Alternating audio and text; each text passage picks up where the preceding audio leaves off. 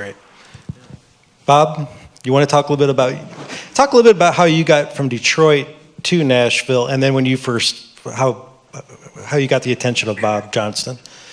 Well, I was involved in the Motown scene, okay, and I had signed with this Detroit label called Rick Tick, Golden World. They had two labels, and they had not only Motown sounding black artists, but they also had several white artists. They had the Reflections. They had a big hit on this record, Romeo and Juliet, just like Romeo and Juliet.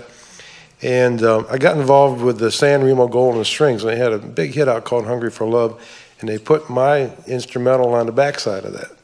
So I had been friends with this fellow, Mac Vickery, who was, he's probably 10 years older than me, and he treated me like a little brother, and he was from Alabama, and all his buddies were all just hot players, and I grew up listening to Hank Williams. My dad had Hank Williams records around. Anyway, I wanted to play rock and roll and so on, and Mac Vickery and his buddies, they knew how to do it. Later, Mac went to work for Jerry Lee Lewis, okay? That's right. So Mac encouraged me to come down to Nashville because these boys in Mac's band could play the real blues, and they was from down where it all was born.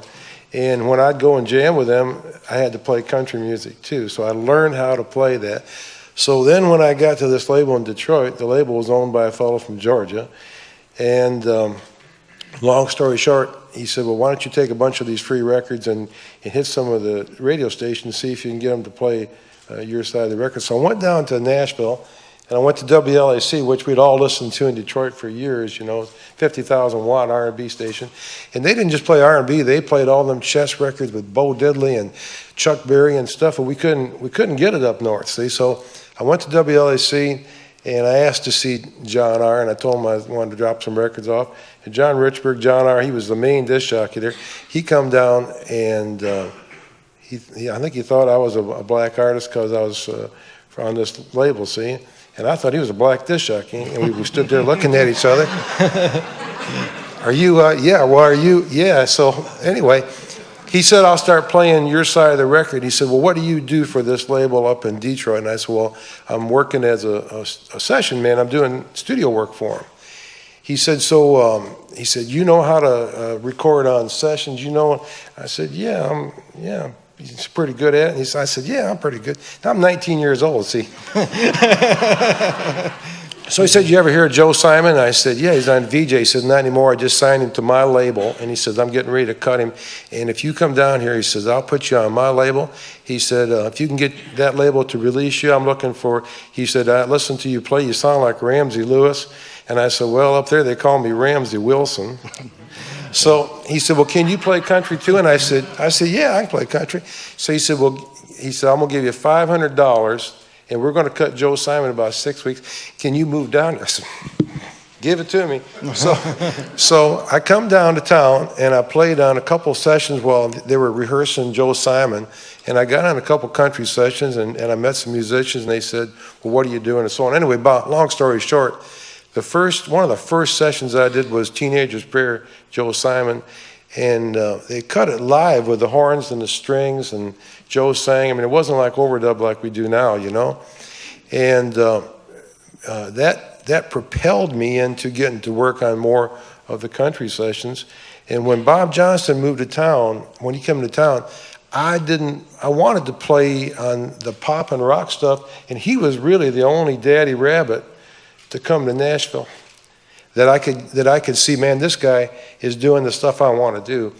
So just luck of the draw, I was working on a session at Columbia B, and 99% of Bob's stuff he did at Columbia A, the big studio.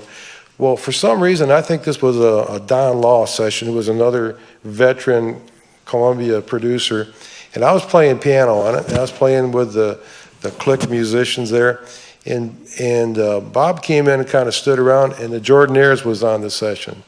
And Hoyt Hawkins and the Jordanaires, he really liked me, and I don't know exactly why, but he really took a shine to me. And he went over to Bob and he said, this guy on piano, this kid is like the hottest new musician in town. Why don't you give him a shot, Bob? And Bob didn't like it for a minute, being put on the spot, you know.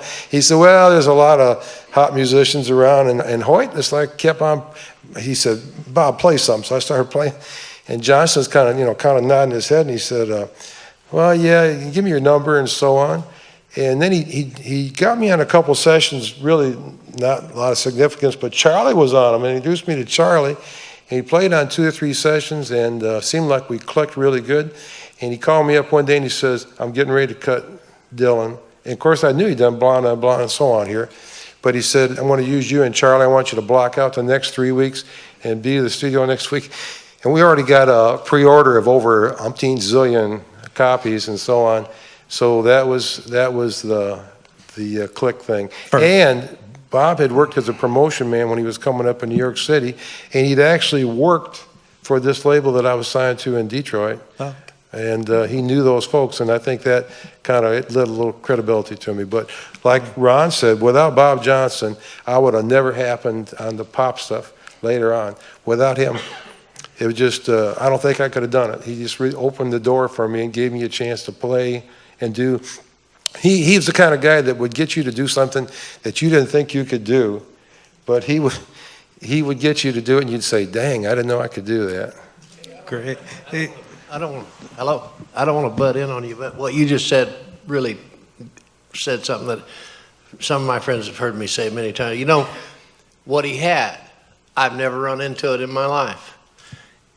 Bob could make a player or a singer want to do better right here, right now, than they've ever done in their life. Better than nobody else could do it. All these other hot producers, they were all great in their own way, and they all had their strengths and weaknesses, but Bob had that talent of drawing it out of you. He'd pull it right out of you. I'm telling you. Great.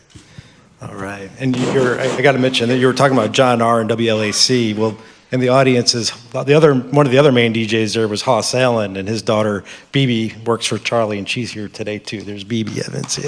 Yeah. So.